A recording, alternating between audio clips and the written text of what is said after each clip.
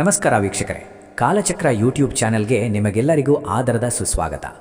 ರಾಶಿ ಚಕ್ರದ 12ನೇ ರಾಶಿ ಅಂದರೆ ನೀರಿನ ತತ್ವದ ಮೀನರಾಶಿ.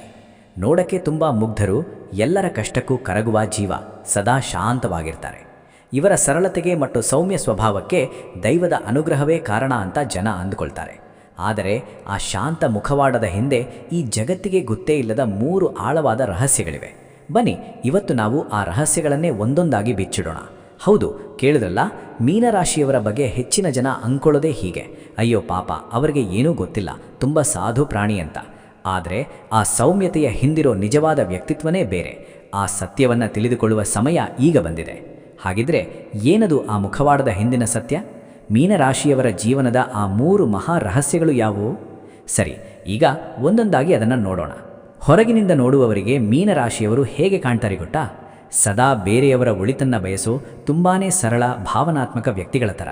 ಅಬ್ಬಾ, ಇವರು ಎಷ್ಟು ಒಳ್ಳೆಯವರು, ಯಾರ ಮನಸ್ಸಿಗೂ ನೋವು ಮಾಡಲ್ಲ ಅಂತ ಎಷ್ಟೋ ಜನ ಅಂದುಕೊಂಡಿರ್ತಾರೆ. ಆದರೆ ಸತ್ಯ ಅದಲ್ಲವೇ ಅಲ್ಲ. ಆದರೆ ಒಂದು ವಿಷಯ ನೆನಪಿನಲ್ಲಿರಲಿ, ಕೆಲವೊಮ್ಮೆ ಈ ಅತಿಯಾದ ಭಾವನಾತ್ಮಕತೆಯೇ ಒಂದು ದೊಡ್ಡ ಅಸ್ತ್ರ ಆಗಬಲ್ಲದು. ಹಾಗೂ ಅವರ ಮೌನದ ಹಿಂದೆ ಒಂದು ಮಾಸ್ಟರ್ ಪ್ಲ್ಯಾನ್ ಅಡಗಿರಬಹುದು. ಆ ರಹಸ್ಯಗಳು ಯಾವುವು ಅಂತ ತಿಳಿಯೋ ಕುತೂಹಲ ಶುರುವಾಯ್ತಾ? ಹಾಗಿದ್ರೆ ಒಂದೊಂದಾಗಿ ನೋಡೋಣ ಬನ್ನಿ. ಮೊದಲನೇ ರಹಸ್ಯ: ತಂತ್ರಗಾರಿಕೆಯ ಮುಗ್ಧತೆ. ಹೌದು, ಇದನ್ನು ಕೇಳಿದರೆ ಆಶ್ಚರ್ಯ ಆಗಬಹುದು. ಅವರ ಮುಗ್ಧತೆಯನ್ನು ಯಾವತ್ತೂ ಅವರ ದೌರ್ಬಲ್ಯ ಅಂತ ಅಂದ್ಕೋಬೇಡಿ.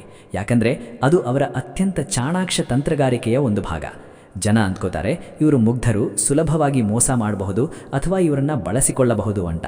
ಆದರೆ ನಿಜ ಏನಪ್ಪ ಅಂದರೆ, ಎದುರಾಳಿ ಯಾವ ಆಟ ಆಡ್ತಿದ್ದಾರೆ ಅನ್ನೋದನ್ನು ಇವರು ಮೊದಲೇ ಗ್ರಹಿಸಿಬಿಟ್ಟಿರ್ತಾರೆ. ಒಂದು ವೇಳೆ ಸೋಲೋ ಪರಿಸ್ಥಿತಿ ಬಂದರೂ ಕೂಡ ಗೆಲ್ಲೋಕೆ ಇನ್ನೊಂದು ದಾರಿನ, ಅಂದರೆ ಒಂದು ಪ್ಲ್ಯಾನ್ ಬಿನ ಆಗಲೇ ರೆಡಿ ಮಾಡಿಟ್ಕೊಂಡಿರ್ತಾರೆ. ಸುಮ್ಮನೆ ಆವೇಗದಲ್ಲಿ ಏನೋ ಮಾಡ್ತಾರೆ ಅಂದ್ಕೊಂಡ್ರೆ ಅದು ನಮ್ಮ ತಪ್ಪು ಕಲ್ಪನೆ ಅಷ್ಟೇ. ಇದನ್ನೇ ನಾವು ತಂತ್ರಗಾರಿಕೆಯ ಮುಗ್ಧತೆ ಅಂತ ಕರೆಯೋದು. ಇದು ಅವರಿಗೆ ಸುಮ್ಮನೆ ಬಂದಿದ್ದಲ್ಲ, ಅವರ ರಾಷ್ಟ್ರಾಧಿಪತಿಯಾದ ಗುರುಗ್ರಹ ಕೊಟ್ಟಿರೋ ಒಂದು ದೊಡ್ಡ ವರ ಇದು. ಇದೇ ಮುಗ್ಧತೆಯನ್ನು ಬಳಸಿ ತಮ್ಮ ಶತ್ರುಗಳನ್ನು ಅಜಾಗರೂಕರನಾಗಿ ಮಾಡಿ ಅವರ ನಿಜವಾದ ಬಣ್ಣನನ್ನು ಬಯಲಿಗಿಳಿತಾರೆ. ಇದೇ ಇವರ ಅತಿ ದೊಡ್ಡ ತಂತ್ರ. ಸರಿ, ಹಾಗಿದ್ರೆ ಈ ತಂತ್ರ ಹೇಗೆ ಕೆಲಸ ಮಾಡುತ್ತೆ ಹೇಳ್ತೀನಿ ಕೇಳಿ. ಮೀನರಾಶಿಯವರು ಯಾವುದೋ ಒಂದು ಸುಳ್ಳನ್ನು ನಂಬಿದ ಹಾಗೆ ನಟಿಸ್ತಾರೆ. ಅಂದರೆ ಅವರಿಗೆ ಏನೂ ಗೊತ್ತಿಲ್ಲ ಅಂತ ಅರ್ಥ ಅಲ್ಲ. ಬದಲಿಗೆ ಎದುರಿರೋ ವ್ಯಕ್ತಿ ತಮ್ಮ ಸುಳ್ಳಿನಲ್ಲಿ ಇನ್ನೂ ಎಷ್ಟು ಕೆಳಗೆ ಇಳಿಯಬಲ್ಲರು ಅಂತ ಪರೀಕ್ಷೆ ಮಾಡ್ತಿರ್ತಾರೆ. ಇವರ ಈ ತಾಳ್ಮೆಯ ನಡೆ ಎದುರಾಳಿಗೆ ಇವರ ಬಗ್ಗೆ ತಪ್ಪು ಕಲ್ಪನೆ ಮೂಡಿಸುತ್ತದೆ. ಅವರ ಪ್ರತಿಯೊಂದು ಹೆಜ್ಜೆಯ ಹಿಂದೆ ಒಂದು ಗುರಿ, ಒಂದು ನಿಖರವಾದ ಲೆಕ್ಕಾಚಾರ ಇದ್ದೇ ಇರುತ್ತೆ. ಸೋಲಿನ ಮುಂಚೆಯೇ ಗೆಲುವಿನ ಪ್ಲ್ಯಾನ್ ರೆಡಿ ಇರುತ್ತೆ. ಎರಡನೇ ರಹಸ್ಯ: ದೈವಿಕ ರಕ್ಷಣೆ ಹಾಗೂ ಅಂತಃಪ್ರಜ್ಞೆ. ಸರಿ, ಮೊದಲನೇ ರಹಸ್ಯವಾಯಿತು. ಈಗ ಎರಡನೇ ರಹಸ್ಯದ ಕಡೆಗೆ ಹೋಗೋಣ. ಇದು ಅವರ ಬುದ್ಧಿಶಕ್ತಿಗೆ ಸಂಬಂಧಿಸಿದ್ದಲ್ಲ, ಬದಲಿಗೆ ಅವರ ಆಧ್ಯಾತ್ಮಿಕ ಶಕ್ತಿ, ಅವರ ಅಂತಃಪ್ರಜ್ಞೆಯ ಬಗ್ಗೆ. ಜೀವನದಲ್ಲಿ ಎಷ್ಟೋ ಸಲ ಹೀಗಾಗಿರುತ್ತೆ ಅಲ್ವಾ? ಯಾವುದೋ ಒಂದು ದೊಡ್ಡ ಅಪಾಯದಿಂದ ಕೊನೆ ಕ್ಷಣದಲ್ಲಿ ಪಾರಾಗಿರ್ತೀವಿ. ಅಯ್ಯೋ, ಯಾಕೋ ಮನಸ್ಸು ಸರಿಯಿಲ್ಲ, ಇದು ಬೇಡ ಅಂತ ಮನಸ್ಸಿನ ಮಾತು ಕೇಳಿ ಹಿಂದೆ ಸರಿದಿರ್ತೀವಿ. ಮೀನರಾಶಿಯವರ ಜೀವನದಲ್ಲಿ ಇದು ತುಂಬಾ ಸಹಜ. ಇದು ಸುಮ್ಮನೆ ಕಾಕತಾಳೀಯ ಅಂತ ಅಂದ್ಕೋಬೇಡಿ. ಇದು ಮೀನರಾಶಿಯವರಿಗೂ ಆ ದೈವಕ್ಕೂ ಇರೋ ಒಂದು ನೇರ ಸಂಪರ್ಕ. ಅವರ ರಾಷ್ಟ್ರಾಧಿಪತಿಯಾದ ಗುರುಗ್ರಹ ಕೊಟ್ಟಿರೋ ಒಂದು ರಕ್ಷಣಾ ಕವಚ ಇದು, ಒಂದು ದೈವಿಕ ಆಶೀರ್ವಾದ. ಈ ದೈವಿಕ ರಕ್ಷಣೆ ಹೇಗೆಲ್ಲ ಕೆಲಸ ಮಾಡುತ್ತೆ ಗೊತ್ತಾ? ಕೆಲವೊಮ್ಮೆ ಕೂದಲೆಳೆ ಅಂತರದಲ್ಲಿ ದೊಡ್ಡ ಆಕ್ಸಿಡೆಂಟಿಂದ ಪಾರಾಗ್ತಾರೆ. ಇನ್ನು ಕೆಲವೊಮ್ಮೆ ಯಾರೋ ಮೋಸ ಮಾಡೋಕ್ಕೆ ಬಂದರೆ ಕೊನೆ ಕ್ಷಣದಲ್ಲಿ ಅದರಿಂದ ತಪ್ಪಿಸ್ಕೊಳ್ತಾರೆ. ಅವರ ಒಳಗಣ್ಣಿಗೆ ಮುಂಬರುವ ಆಪತ್ತಿನ ಮುನ್ಸೂಚನೆ ಮೊದಲೇ ಸಿಗುತ್ತದೆ. ಅಷ್ಟೇ ಅಲ್ಲ, ತುಂಬಾ ಕಷ್ಟದಲ್ಲಿದ್ದಾಗ ಯಾರೋ ಅಪರಿಚಿತರೇ ಬಂದು ಸಹಾಯ ಮಾಡಿ ಹೋಗ್ತಾರೆ. ಅಥವಾ ಅನಿಶ್ಚಿತವಾಗಿ ದುಡ್ಡು, ಒಳ್ಳೆ ಕೆಲಸ ಸಿಕ್ಬಿಡುತ್ತೆ. ಇದೆಲ್ಲ ಆ ದೈವಿಕ ಪಿಸುಮಾತಿನ ಚಮತ್ಕಾರವೇ ಸರಿ. ಮೂರನೇ ರಹಸ್ಯ: ಸದ್ದಿಲ್ಲದೆ ಅಳಿಸಿ ಹಾಕುವ ಕಲೆ. ಈಗ ಮೂರನೇ ಮತ್ತು ಅತ್ಯಂತ ಆಳವಾದ ರಹಸ್ಯ.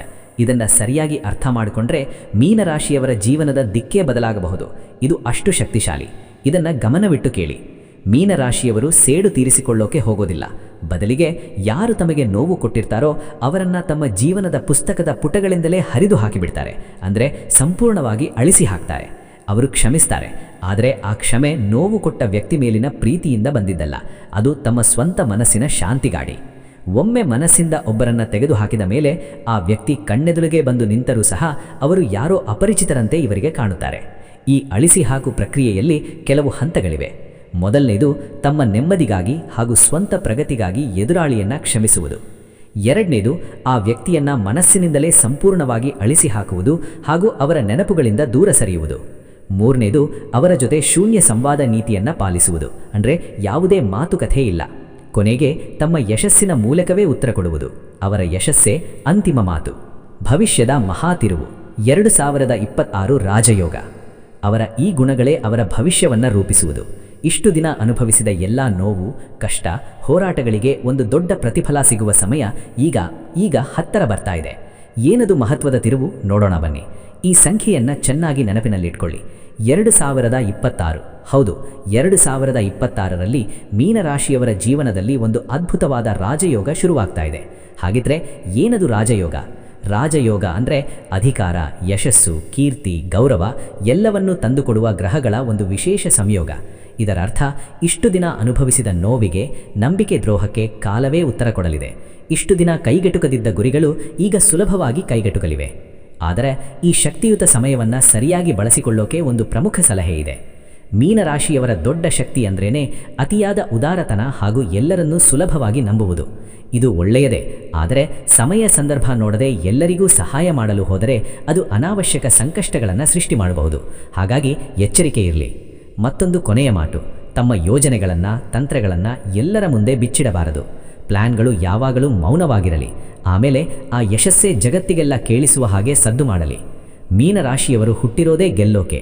ಅವರಲ್ಲಿರೋ ಧೈರ್ಯ, ಜ್ಞಾನ ಹಾಗೂ ಆ ದೈವಿಕ ಶಕ್ತಿಯೇ ಅವರ ರಕ್ಷಣಾ ಕವಚ. ಈ ಅದ್ಭುತ ರಹಸ್ಯಗಳನ್ನು ಹಾಗೂ ನಿಮ್ಮಲ್ಲಿರುವ ಅಗಾಧ ಸಾಮರ್ಥ್ಯವನ್ನು ಸಕಾರಾತ್ಮಕವಾಗಿ ಬಳಸಿಕೊಂಡು ಜೀವನದಲ್ಲಿ ಅಂದುಕೊಂಡಿದ್ದನ್ನು ಸಾಧಿಸಿ. ಈ ವಿಡಿಯೋ ನಿಮಗೆ ಇಷ್ಟವಾದಲ್ಲಿ ತಪ್ಪದೇ ಲೈಕ್ ಮಾಡಿ, ನಿಮ್ಮ ಆಪ್ತರೊಂದಿಗೆ ಶೇರ್ ಮಾಡಿ ಹಾಗೂ ನಿಮ್ಮ ಮೀನರಾಶಿಯ ಗೆಳೆಯರಿಗೂ ಇದನ್ನು ತಲುಪಿಸಿ.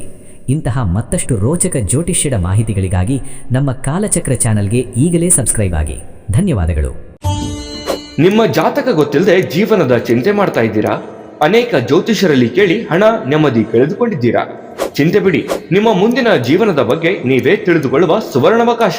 ಕೇವಲ 499 ರೂಪಾಯಿಗೆ ನಿಮ್ಮ ಸಂಪೂರ್ಣ ಜನ್ಮ ಜಾತಕ ನಿಮ್ಮ ಕೈಯಲ್ಲಿ. ಈ ಜಾತಕದಲ್ಲಿ ನಿಮ್ಮ ವಿದ್ಯಾಭ್ಯಾಸದ ಬಗ್ಗೆ, ಉದ್ಯೋಗ, ಮದುವೆ, ಹಣಕಾಸಿನ ಸಮಸ್ಯೆಗಳ ಬಗ್ಗೆ, ಆಸ್ತಿ ವಿಚಾರಗಳ ಬಗ್ಗೆ, ಆರೋಗ್ಯ ಸಮಸ್ಯೆಗಳ ಬಗ್ಗೆ, ದಾಂಪತ್ಯ ಕಲಹಗಳ ಬಗ್ಗೆ, ನಿಮಗಿರುವ ತೊಂದರೆಗಳೇನು, ಅದಕ್ಕೆ ಪರಿಹಾರಗಳೇನು, ಜಾತಕದಲ್ಲಿ ಯಾವ ಯಾವ ಯೋಗಗಳಿದೆ, ನಿಮಗಿರುವ ದೋಷಗಳಿಗೆ ಪರಿಹಾರಗಳೇನು ಎನ್ನುವಂತಹ ಸಮಗ್ರ ಮಾಹಿತಿ ಈ ನಿಮ್ಮ ಜನ್ಮ ಜಾತಕದಲ್ಲಿರುತ್ತದೆ. ಈ ಜಾತಕ ನಿಮಗೆ ಅರ್ಥವಾಗುವಂತಹ ರೀತಿಯಲ್ಲಿ ನಿಮ್ಮದೇ ಭಾಷೆಯಲ್ಲಿ ಪಡೆಯಬಹುದು. ಈ ಜಾತಕ 80ರಿಂದ 90 ಪುಟಗಳು ಹೊಂದಿರುತ್ತವೆ. ಕೇವಲ 15 ನಿಮಿಷಗಳಲ್ಲಿ ನಿಮ್ಮ ವಾಟ್ಸ್ಆಪ್ ಸಂಖ್ಯೆಗೆ PDF ಫೈಲ್ನ ಮೂಲಕ ಕಳುಹಿಸಲಾಗುತ್ತದೆ. ಈಗಲೇ ನಿಮ್ಮ ಜನ್ಮ ಜಾತಕವನ್ನ ಪಡೆಯಲು ಹಾಗೂ ಗುರುಜಿಯವರ ಸಲಹೆಗಳನ್ನ ಪಡೆಯಲು ನಮ್ಮ ವಾಟ್ಸ್ಆಪ್ ಸಂಖ್ಯೆಗೆ ಜಾತಕ ಎಂದು ಮೆಸೇಜ್ ಮಾಡಿ ನಿಮ್ಮ ಭವಿಷ್ಯದ ಕನ್ನಡಿಯನ್ನ ಪಡೆದುಕೊಳ್ಳಿ. ಕೇವಲ 499 ರೂಪಾಯಿಗೆ ನಿಮ್ಮ ಸಂಪೂರ್ಣ ಜನ್ಮ ಜಾತಕ ನಿಮ್ಮ ಕೈಯಲ್ಲಿ.